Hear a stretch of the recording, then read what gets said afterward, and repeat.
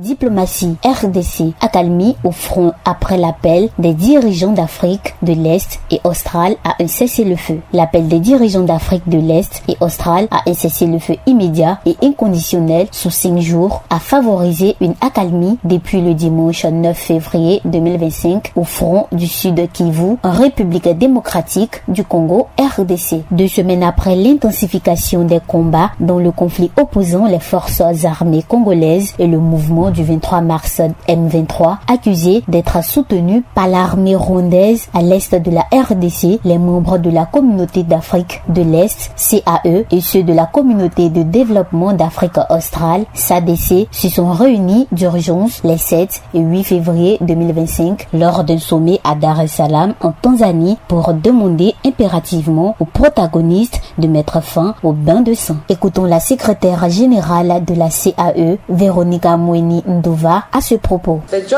Le sommet conjoint a rappelé que les sommets de la CAE et de la SADC avaient, après avoir délibéré sur la situation sécuritaire dans l'est de la RDC, appelé à une cessation des hostilités et un cessez-le-feu immédiat, ainsi qu'au rétablissement des services publics essentiels et des lignes d'approvisionnement en nourriture et autres produits de première nécessité, afin d'assurer l'aide humanitaire et une résolution pacifique au conflit par le biais des processus de Luanda et de Nairobi.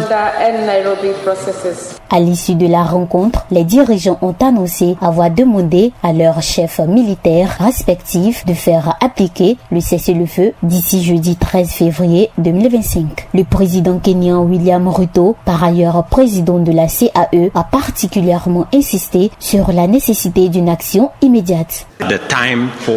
Le temps de l'action est venu. La vie de millions de personnes dépend de notre capacité à naviguer dans cette situation complexe et difficile, avec sagesse, clarté d'esprit et empathie pour les millions de personnes dont la vie et les moyens de subsistance ont été plongés dans l'incertitude.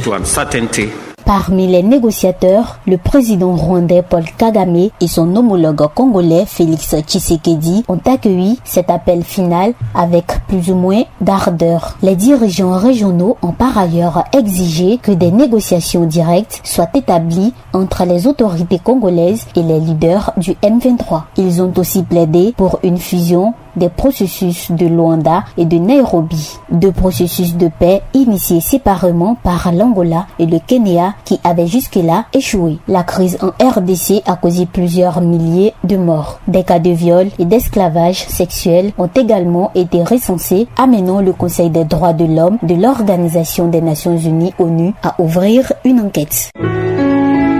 APRA, Agence Presse Radio et Audio.